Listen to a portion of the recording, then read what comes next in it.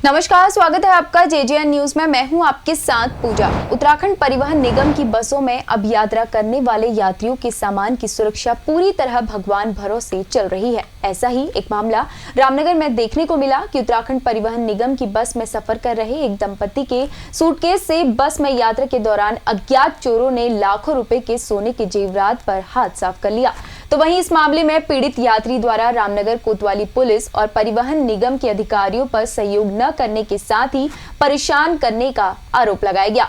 आपको बता दें, ग्राम चोपड़ा अमगढ़ी निवासी हेम सिंह ने बताया कि 23 अप्रैल को वो अपनी पत्नी के साथ रामनगर से उत्तराखंड परिवहन निगम की रामनगर डिपो की बस में दिल्ली के लिए रवाना हुआ था और अगले दिन जब वे दिल्ली पहुंचा तो उनके सूटकेस में रखे सोने के करीब 2 लाख रुपए के जेवरात गायब थे। उनका कहना है कि सूटकेस में लॉक किया गया था, लेकिन साइड से कट का निशान लगा हुआ था। उनका कहना है कि उनके संबंध में दिल्ली से वापस आकर रामनगर कोतवाली पुलिस और सहायक महाप्रबंधक उत्तराखंड परिवहन निगम रामनगर को भी लिखित शिकायत दर्ज करवाई, लेकिन अभी तक कोई कार्रवाई नहीं की गई। वहीं मामले में कोतवाल अरुण कुमार सैनी ने बताया कि युक्त प्रकरण में घटनास्थल रामनगर क्षेत्र का नहीं है, लेकिन फिर भी पुलिस मामले की जांच में जुटी हुई है। आपका नाम? मेरा नाम हेम सिंह है। कहाँ रहता है? सर मैं चोपड़ा में रहता हूँ, post office Amgarhi, district Nainital.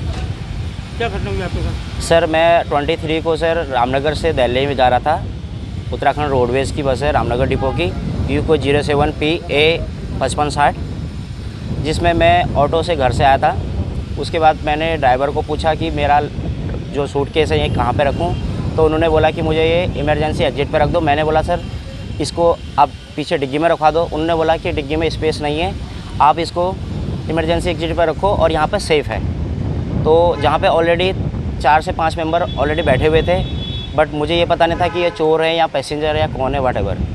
तो सर जबकि मेरे उसमें करीब 2 लाख का सोना था, जिसमें एक मेरी वाइफ का मंगलसूत्र है, 2 रिंग है, 4 सिल्वर की रिंग है, 1 जोड़ी पजेब है बच्चे की, 1 जोड़ी बिच्छू हैं। तब से मैं 24 को मैं दिल्ली से फिर रिटर्न उत्तराखंड आया था रामनगर। मैं 25 को मॉर्निंग में रामनगर कोतवाली आया।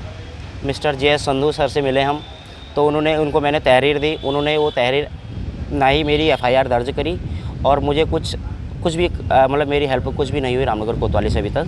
आपको रिसीव भी नहीं करके दी? सर मुझे अभी तक कोई रिसीविंग नहीं मिली हुई है। अभी फिर मैं उसके बाद ये तीसरा राउंड आ रहा हूँ सर, ये आज ये रामनगर कोतवाली में। रोडवेज में भी आप गए थे? सर रोडवेज में भी गया था। मिस्टर आनंद प्रकाश वहाँ पर सहायक प्रबंधक हैं, उनसे बात हुई थी। सर 25 तारीख को मैंने एप्लीकेशन लगाई थी वहाँ पे, तो उन्होंने ड्राइवर को 2 तारीख बुलाया। तो सर ना ही रामनगर रोडवेज में ना ही ट्रेवलिंग करना ना ही सेफ़ है, बिल्कुल भी सेफ़ नहीं है। मैं तो सजेस्ट करता हूँ कि बिल्कुल सेफ़ नहीं है। आपको बता दें कि उत्तराखंड परिवहन निगम की बस में सफ़र करना अब लोगों के लिए पूरी तरह असुरक्षित हो गया है।